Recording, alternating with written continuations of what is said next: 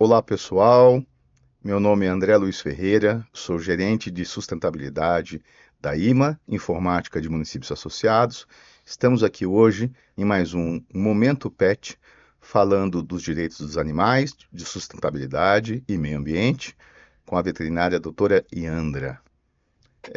Muito prazer em tê-la novamente, doutora Iandra. Vamos aqui ter a nossa conversa, no nosso bate-papo sobre os direitos dos animais e os casos atuais envolvendo o tema. Sim, muito obrigada, André, pelo convite. Uma enorme satisfação falar aqui na IMA, né?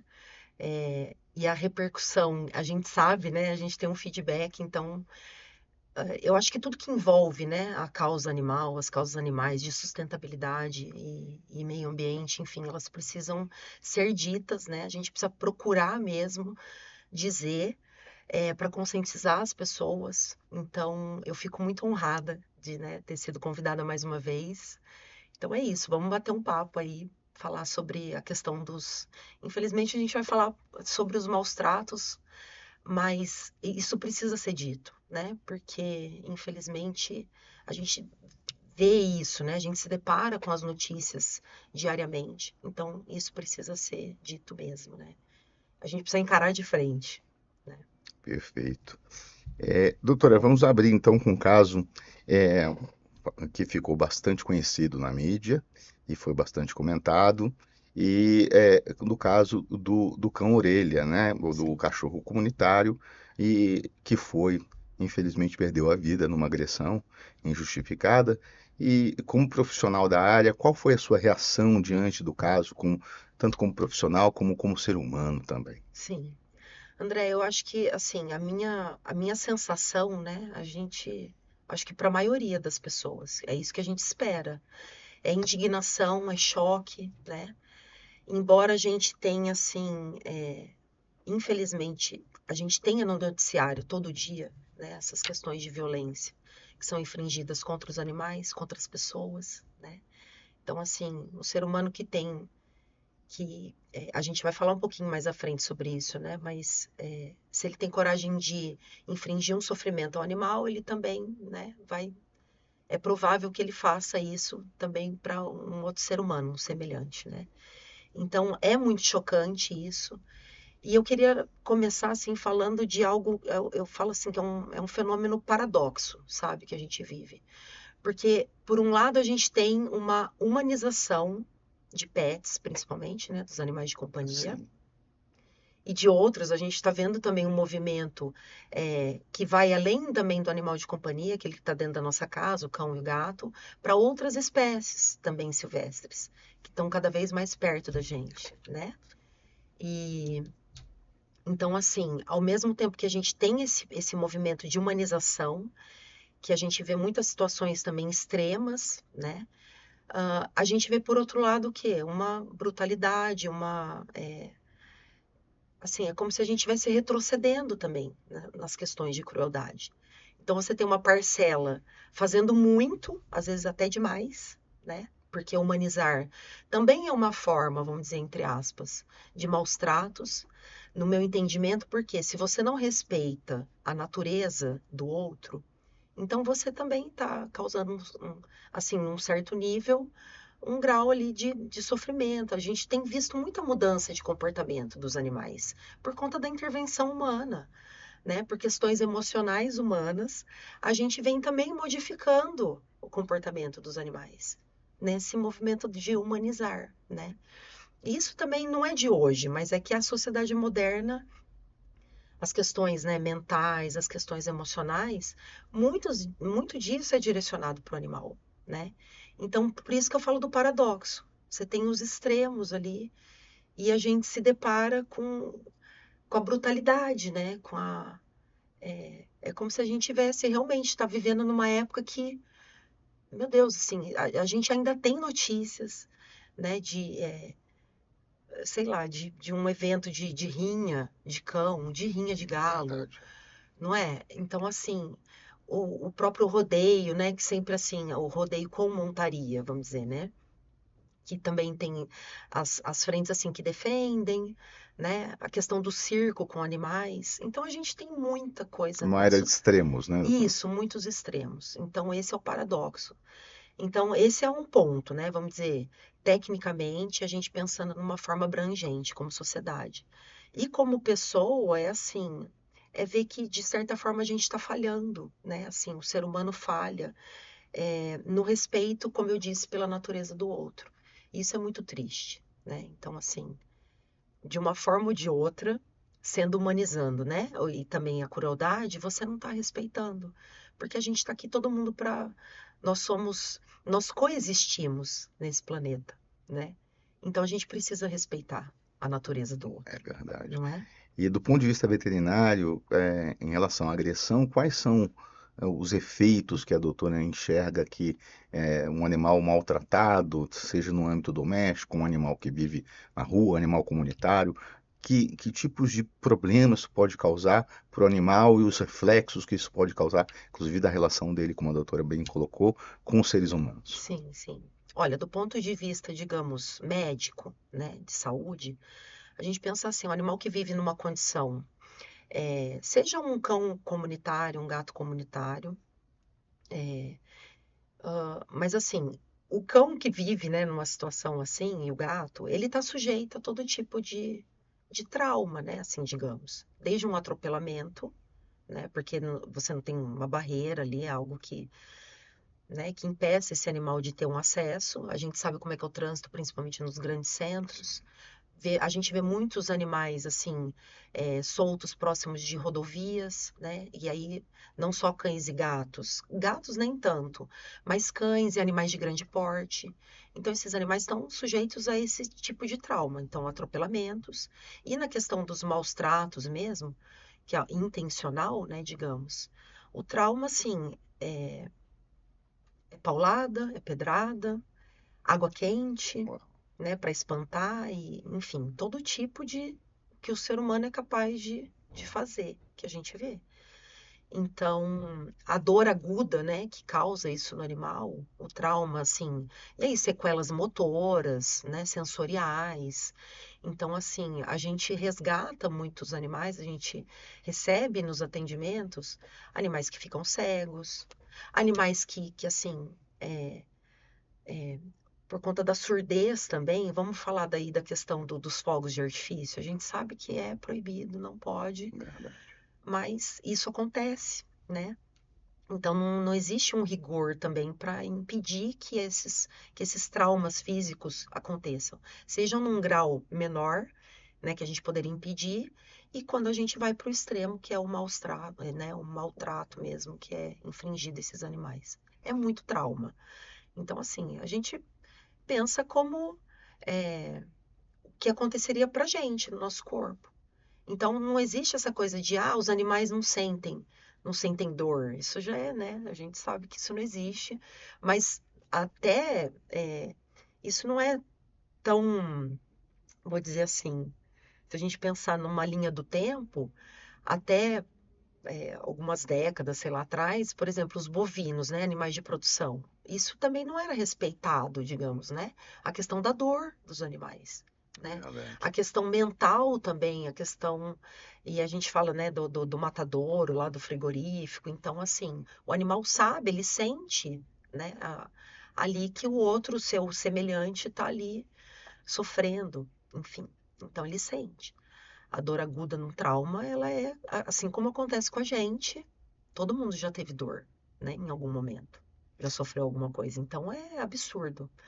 A doutora acha que hoje a sociedade moderna, nos últimos anos, apesar de toda essa evolução que nós temos com informação, com as mídias sociais, e de alguma forma, no seu entender, a nossa sociedade talvez esteja vivendo um momento de mais violência, de uma normalização de agressão, tanto que nós estamos vendo com tantas guerras diariamente, e Sim. isso acaba refletindo na relação não só do ser humano entre o seu semelhante, mas também com os animais? Com certeza, André. Isso você falou uma palavra-chave, né? A normalização. Então, no início da nossa fala, que as notícias diárias, de coisas que assim, já poderiam ter, não deveriam acontecer mais. Então, é a normalização tanto da violência, e aí a gente também fala da normalização da impunidade, né? Dependendo do contexto ali, né, da situação ali. Então, a gente, tá, é mais um caso, é mais né, um caso de violência contra a mulher, sei lá, o feminicídio. Eu falo, gente, parece que tá na moda, né? Assim, vai aumentando o requinte né, de crueldade, de exposição, assim. E para os animais também, por vezes, isso pode acontecer, né? Então, assim, é uma coisa bizarra, né? É, você fala, meu Deus, que inversão, assim, onde estão os valores da sociedade? Onde estão os valores familiares? A empatia, A né? Tão empatia? falada, né? Então, onde as pessoas estão deixando de aprender? Porque a empatia, ela é ensinável, André. Ela é. A gente pode dar bons exemplos, a gente pode ensinar uma criança a cuidar, né? Desde da tenra infância, cuidar dos animais, né? Do pequeno. Por quê? Porque é mais frágil que ela. Então, né, a gente pode. Nossa, são infinitas, assim, sabe, as possibilidades de começar desde cedo. Então, quando a gente se depara com essa violência extrema, a gente, meu Deus, que tipo né, de formação, que tipo e de informação também, porque se a gente fala da internet, né, ao passo que a gente pode aprender muito, né, muita coisa boa, positiva, também vai aprender o que é negativo. Porque, como eu falei, parece que é moda. Daí a gente tem picos, assim, absurdos. Aí tem períodos que formam um platô, assim, que parece que. Daí é todo dia. Então tá bom. Nossa, olha. Só mudou, às vezes, a modalidade ali um pouco, e daí vem alguém e inova, né, entre aspas. Faz mais, né, um requinte ali. Planeja muitas vezes, né? Então, assim, e as questões mentais, né? Os distúrbios que são assim, isso também vai sendo normalizado. Então agrediu, a gente vai falar também um pouquinho, não sei, Não, e qual falando a sobre, consequência. a gente já começamos um assunto aí de mídias sociais e de redes, tanto a mídia mainstream, né, a mídia oficial, os canais abertos, Sim, como também a internet. Agora estamos num momento que, literalmente, para usar uma expressão moderna, furou a bolha, né, da internet, sim, sendo muito falado aí da Lei FELCA, que acabou de entrar em vigor e ainda está em fase de regulamentação, né, que fala, a ideia central era proteger exatamente as crianças, né, os menores de idade, conteúdos impróprios na internet, sim, né, e isso perpassa também pela situação de violência, conteúdos impróprios, violência contra animais, outros tipos de violência, entre outras coisas, né? sim, Então está sim, sendo muito discutido qual esse limite e muita gente alegando que agora pode servir, se mal regulamentada ou mal utilizada, para qualquer tipo de proibição na internet. A doutora enxerga, em relação à legislação de proteção animal, o que nós temos hoje é suficiente para a proteção animal ou ainda precisamos melhorar ou adaptar? A solução seria mais educação, mais leis ou conjugar uma coisa com a outra? As leis já são suficientes? O que a doutora enxerga sobre isso? Então, olha, com relação a leis, existem sim, a gente progrediu bastante, eu vejo assim, né? Considerável e recente, né? Justamente pelos casos que têm uma repercussão grande, né?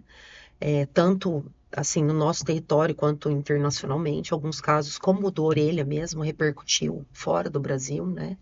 Então, assim, as leis existem, mas ainda existem falhas na aplicação, né? No rigor, na fiscalização. Então, assim, a gente tem muitos pontos de melhoria, né? Então, desde da criação da lei, e aí, como, né, vou repetir aqui a aplicação e a fiscalização, mas a educação é o ponto-chave. E eu, como professora, eu sou professora na veterinária há 20 anos, né? E eu sou uma entusiasta da educação que deve começar nas escolas. como eu falei, da Perfeito. empatia, Sim, né? Então, assim, programas nas escolas, a gente pode pensar em estabelecer programas mesmo que ensinam crianças, inclusive porque isso existe fora do Brasil. Então, bons modelos assim, a gente pode replicar, né? Adaptar para a nossa realidade, enfim. Então, a lei, a gente cita aqui a lei Sanção, que é a lei uhum, de 2020, sim, né? Uma lei federal que ela aumentou muito o rigor, assim, por conta a punição com relação à reclusão, né? Então, assim, a perfeito. prisão mesmo de pessoas que infringem os maus tratos e tal. Mas a gente vê que na prática, né, ainda falta muito, a gente falta caminhar muito. Mas se a gente trabalha mais na base, né, na educação, com certeza, e conscientização, com certeza a gente teria assim, um panorama muito mais ameno, né? Então, assim, eu como professora na VET, eu falo para os meus alunos, eu falei, você estudante de medicina veterinária, a partir do momento que você pisa aqui, você deve se considerar, sim, um agente de transformação na sociedade, na sua comunidade, né? Importante. Então, à medida que você vai aprender, porque não é um aprendizado só técnico, né? O técnico, enfim, é claro que ele é fundamental, né? Mas assim, e a formação do ser humano, né? Então, ele deve começar mais cedo. E aí, o próprio estudante de veterinária, à medida que ele vai aprendendo, ele pode sim ser envolvido nessa questão da educação nas escolas, em centros comunitários, né? Então, para conscientizar mesmo sobre a questão das zoonoses, que são as doenças, né, que Uhum. são transmitidas dos animais para o homem, do homem, né, e vice-versa, do homem também para os animais. E os cuidados, porque a gente consegue prevenir muita coisa, ensinando ali, que parece óbvio, mas não é. Porque a gente vê criança, né, às vezes assim, sei lá. Eu até dei exemplo aqui quando eu estive falando no outro podcast. Agora que a gente está próximo da Páscoa, né, hoje, a gente já está muito pertinho. Por exemplo, coelho. Coelho não é presente de Páscoa. Porque daí a criança muito pequena, se ela não tiver orientação, ela vai, né, vai manipular esse animal como se fosse um boneco. Ela vai jogar para cima, ela vai Exato. puxar a orelha, ela vai pegar pela orelha. Então, por que não, né, ensinar? Assim, ele pode ter o coelho dentro de casa, mas quais são as necessidades desse animal? O que que eu preciso, né, oferecer para ele ter um mínimo de bem-estar e de dignidade? Mas a criança, ela precisa ser ensinada. E se o adulto também não aprendeu, ele não vai ensinar. Ele vai deixar correr frouxo, entende? Então, e aí é aquele ciclo, né? A gente fala da teoria do elo. Vou falar dessa questão da teoria do elo. A gente sabe, e isso tem comprovação mesmo, de que, assim, se um indivíduo, ele infringe sofrimento ao animal, maus tratos ao animal, é muito provável que ele vai infringir algum sofrimento, vai maltratar, vai causar violência também, né? Vai ser violento com uma pessoa. Interessante. Então, exato. Essa teoria do elo, e ela fala mesmo o elo como corrente mesmo, que uma coisa está ligada à outra. Eu trouxe até uns dados aqui, se você me permite, Claro. daí a gente pode falar um pouquinho, né, sobre. Mas olha só que dados interessantes. E aqui eu vou trazer dados que, coisa de 10 anos atrás, alguns dados. 27%, por exemplo, de adultos que na idade infantil, né, na infância, sofreram violência doméstica, também são responsáveis por maus tratos aos animais. Ó, 27%. Vamos pensar, isso alto. há 10 anos Sim. atrás. Mas isso com certeza aumentou essa porcentagem, digamos, né? Deveria ter melhorado, mas 50% de mulheres que sofreram violência doméstica relataram que seus agressores haviam sido violentos com animais na casa, por exemplo, ou assim. Então a mulher se deparou com isso, o seu agressor, né, que a gente sabe que a violência doméstica, né, ela é absurda, e então, assim, 50% dessas mulheres que sofreram essa violência relataram que em algum momento o seu agressor também infringir um maus-trato ao animal. E ela é uma espiral, né, doutora? Muitas vezes não é só Exatamente. o agressor, muitas vezes ele é violento com os animais, com os filhos, né? Ou Exato. seja, é só o final Exatamente. de um ciclo, né? É, É pernicioso, né? exatamente. E às vezes o agressor, ele vai começar mesmo pelo mais vulnerável, aquele que não pode se defender, né? E aí é como se fosse ali um teste. Então, daí, né, assim, não é o foco aqui da nossa conversa, mas aí ela, tudo bem, é porque, tá nervoso, tá com problema. A gente tá falando contra a mulher, mas assim, enfim, né, a gente sabe, contra Sim, idosos, contra sim, sim. crianças. E aí a pessoa vai passando por cima daquilo, né? Ela vai, ela, assim, não, né, foi só um momento. Não, isso são sinais. E é disso que a teoria do elo fala e comprova-se com números, né, com porcentagens. E olha só esse último dado aqui: 93% dos agressores de animais possuem histórico de cometerem outras infrações penais. 93%. Isso também é um dado de 10 anos Já é atrás. altíssimo. Já é altíssimo. Então vamos voltar para o caso orelha.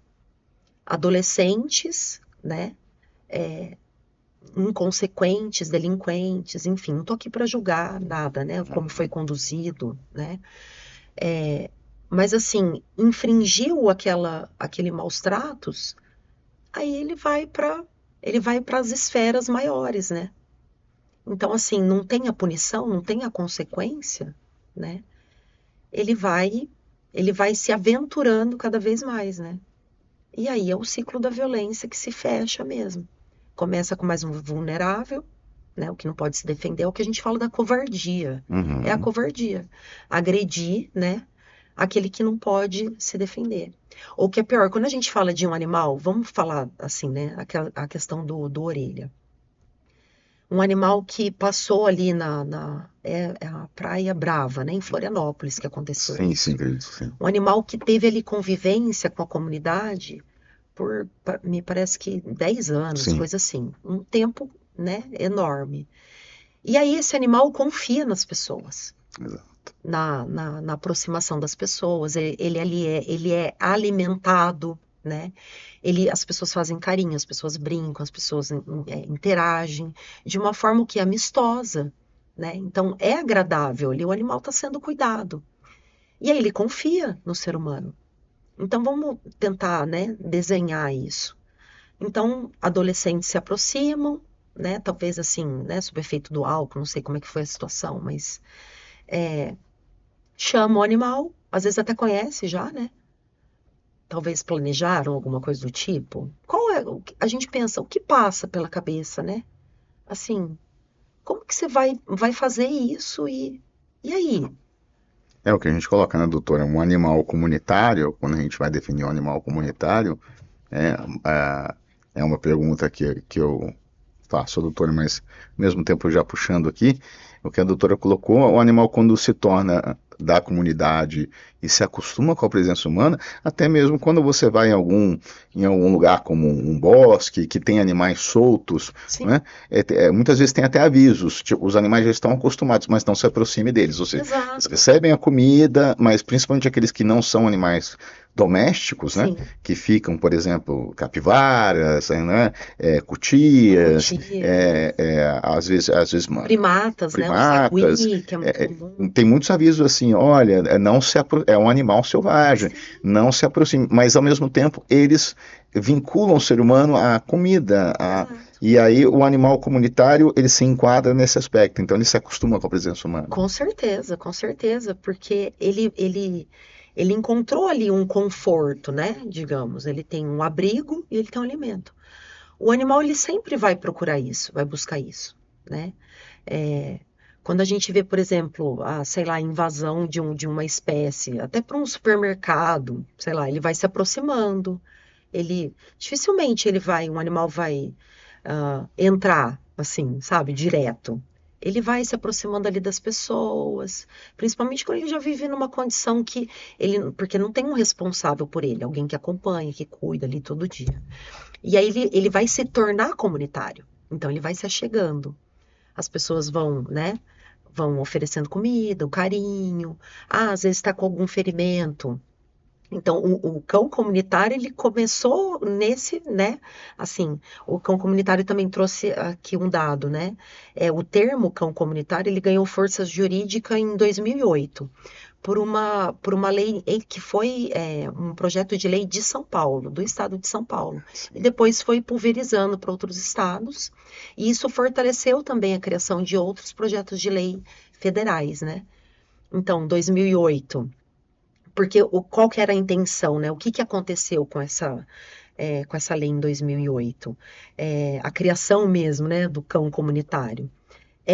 Era para impedir que esses animais fossem recolhidos pela famosa carrocinha, Sim, né? sim, E para que esses animais não fossem exterminados, né, perfeito. digamos, né? Não fossem levados daquele local, né, público ali, das praças, das praias, enfim, de uma universidade, de uma empresa, e fosse levado a um lugar que ele seria eutanasiado. Então, isso ajudou muito, de certa forma, né? Assim, criou-se essa condição. Então, é um animal comunitário, né? E aí, então, ele se achega e ele vai, por exemplo, num bosque, né? Como você deu o exemplo. Ele vai se aproximando, ele recebe. Então, o ser humano não é uma, como é que fala? Não é um risco, né? A vida dele. Não é alguém que vai chegar ali para agredir. Então, ele confia. E isso é uma sequela muito, assim, é uma sequela grave também de um animal que sofre maus tratos, não numa situação assim que vai levar ele a óbito, né, ou precisar ser eutanasiado, como aconteceu com o Orelha e outros tantos. Mas se você maltrata o animal, uma das consequências emocionais para esse animal é a perda da confiança, De agressividade. a agressividade, muitas vezes, porque ele está respondendo ali ao meio, né? Exato. Esse animal também, se ele sofre algum tipo de agressão, uma pedrada, sei lá, o que que vai. Esse animal, normalmente, ele vai ter um outro comportamento, que a gente fala assim, que ele passa a ser hipervigilante. Ele está num estado mais constante de alerta, entende?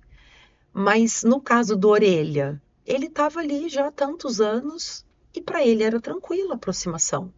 Então ele vai na confiança. Agora, se é um animal que sobrevive aos pequenos, né? Os pequenos maus tratos, ele vai ter esse comportamento. Vai ter, às vezes, a mudança do comportamento, da docilidade, passa a ser mais agressivo, né? Até que a gente possa, então, a gente, como veterinários, né, como profissionais, a gente precisa levar isso em consideração, né? Porque não é porque você está cuidando, ele está ferido, você vai diminuir o sofrimento dele ali, a dor, né? Com todos os procedimentos e tal, mas ele vai tentar, né? Assim, ele vai reagir. Por quê? Aí ele vai fazer essa associação. Nossa, eu confiava, olha o que aconteceu comigo. Então agora eu preciso me defender, eu preciso atacar, né? Então é isso que acontece. Eu estava estudando sobre a questão dos animais comunitários e Sim. parece que isso é um movimento meio que mundial Uhum. e muitas cidades podem se espelhar até, tá vendo, cidades da Europa, até na Turquia, por exemplo, algumas cidades criaram para resolver ou minimizar o problema dos animais de Uhum. rua. E me saltou muito aos olhos, eu vi uma questão, eu não sei se é só Istambul, se é na Turquia toda, Sim, lá há muitos gatos. O que a prefeitura de lá, da cidade, já é uma cidade extremamente turística, sim, eles transformaram os gatos comunitários, que são gatos comunitários, em quase que uma atração turística. Então há na cidade máquinas de alimento sim, para os gatos. As é, pessoas já fazem isso naturalmente, ou seja, já há aparentemente uma cultura do animal comunitário, lá, principalmente os felinos, né, os gatos, uhum, mas eles transformaram aquilo acessível até mesmo a pessoa de fora. Há máquinas na cidade toda de comida, onde você pode colocar uma moedinha e sai a comida e você deposita lá já fica do lado dos comedouros. sim, Então, ou seja, nisso você também, o gato está bem alimentado, fica calmo, e aí também não vai causar problemas ou ficar agressivo. Em outras exatamente. cidades eu vi questões de cães, o que eu também achei muito interessante, O que as prefeituras têm feito, isso mais uma vez na Europa, né? Eles recolhem os animais, os cães, eles vacinam e castram, Sim, eles colocam um sinal na orelha do animal e eles devolvem. sim, E aí você vendo essa marca no animal, você já sabe que ele já é castrado, exato, vacinado e não é violento. exato, Então isso exato. contribui, a doutora entende que a questão do animal comunitário pode se tornar um movimento, ou já é um movimento até mundial? Sim, sem dúvida. E assim, isso que você relatou, esses procedimentos, a gente pode chamar isso de um manejo ético desses animais, né? Perfeito. Então, esse animal é recolhido e o comunitário também fala disso. A lei, né, que partiu aqui do estado de São Paulo, ele fala sobre isso. Esse animal, realmente, ele precisa ser esterilizado, né, castrado, vacinado, então, assim, ele precisa ser mantido ali na comunidade, seja onde for esse ambiente, minimamente saudável, né? E não oferecer riscos, certo? Então, assim, com relação à saúde, no caso de transmissão de zoonoses, por exemplo, por isso a importância da vacina. A antirrábica, vamos colocar aí, né? Principalmente antirrábica, Sim, que é uma doença fatal, enfim. E todos os mamíferos podem ser, qualquer mamífero pode ser afetado pela raiva. Então, essa é a ideia do cão comunitário. E isso, André, é cultura.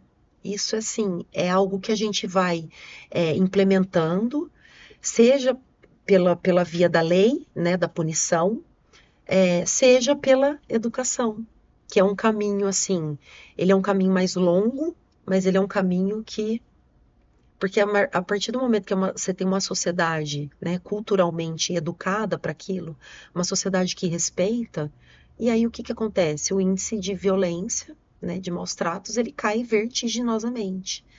Mas isso é um processo muito mais lento. Então, é um movimento no mundo, a gente já vê muitos casos de sucesso, como esses mesmo que você e outras espécies, né? São não só o cão e o gato, mas assim primatas, né? Em países asiáticos que ali convivem e tal. Mas a gente precisa sim entender desse respeito pela natureza. Então eu volto lá naquele ponto, pela natureza desse animal, qual é o comportamento? Porque, às vezes, por mais dócil que ele seja, se tem uma situação assim, eles acostumam, tudo bem, mas tem uma situação de tumulto, por exemplo, né? Então o animal pode se assustar e, eventualmente, ele pode morder, ele pode arranhar. Então as pessoas precisam conhecer minimamente qual é o comportamento daquela espécie, né? Como que ele vai reagir, né? A gente fala assim, o ser humano mesmo, a gente fala, tem uma diferença entre reação e resposta. Reação é aquilo que é como um reflexo. Ah, você me dá um sim, tapa, eu te devolvo um tapa, sim. né? Agora, a resposta, não. Eu recebo um tapa, eu falo, bom, o que que eu vou fazer com isso? Eu preciso tomar medidas para que isso não aconteça de novo, não vou revidar, enfim. Mas se a pessoa conhece, já tem aquela cultura da aproximação, do respeito, da empatia, então, assim, esse é o caminho, né? Mas, infelizmente, isso, eu acho que, assim, a gente precisa ter lei. A gente precisa ter os dois pontos muito bem, né, estruturados, né? E educação, assim, no Brasil, ainda é algo que a gente precisa intensificar mais, Perfeito. Eu certo? queria, estamos chegando ao fim do nosso encontro, Sim, é, informações muito importantes, uma troca de ideias muito produtiva. Eu gostaria de agradecer mais uma vez a presença da doutora Iandra, a sua simpatia, o seu conhecimento. E eu queria que a doutora encerrasse com uma mensagem de conscientização para que todos nós pudéssemos levar para o pensamento, para a nossa casa, para as redes sociais, para o nosso convívio do dia a dia, uma mensagem sobre o bem-estar dos animais e principalmente dos animais em situação de vulnerabilidade. sim. André, mais uma vez, muito obrigada por esse momento aqui. Espero que as pessoas façam bom proveito daquilo que nós falamos, né? E assim, não só que escutem, mas que também compartilhem, né, disso. Então, assim, aprendi, entendi um pouco mais, então eu vou passar pro próximo, e assim a gente faz esse elo do bem, né, assim, essa Perfeito. corrente do bem. Então, assim, eu vou usar uma frase que eu gosto muito, sempre que eu posso eu falo, duas frases talvez, mas uma que eu ouvi uma vez, eu replico isso mesmo, que é assim, olha, ambiente é tudo aquilo que não é você. Fantástico. É tudo aquilo que não é você. Então, assim, se a gente entende que cuidar do outro é cuidar de tudo isso, né? Assim, você cuida do outro, você cuida do ambiente, e o ambiente cuida de você, responde dessa forma, Hum. né? E então isso, assim, faz total sentido, assim, tudo na vida. E o ambiente, não estou falando só do meio ambiente, da natureza. É tudo. A gente está num ambiente corporativo, a gente deve cuidar, né? Tem a presença de um animal, de uma planta, é tudo. Tudo que não é você é o seu ambiente, né? Então a gente recebe aquilo que a gente entrega, né? Então, assim, que Verdade. nos seja devolvido aquilo que a gente está entregando de bom, né? E aí eu queria, acho que a mensagem final, então, é de um naturalista africano, ele diz assim, que no final nós conservaremos aquilo que respeitarmos, nós respeitaremos aquilo que amarmos, né? E nós amaremos aquilo que, assim, nós respeitaremos aquilo que nos foi ensinado. Então a gente volta para aquele ponto da cultura, da educação, né? Porque a empatia é sim ensinável, né? Esse cuidado, ele é ensinável, bons exemplos são ensináveis. Então que a gente compartilhe sempre, né, assim, essas falas a gente precisa diminuir a cultura do ódio, né? De chegar já para o confronto, porque confronto a gente já tem demais, e a história da humanidade, né, foi construída com muitos confrontos. Exatamente. Então, não romantizando, mas isso é real.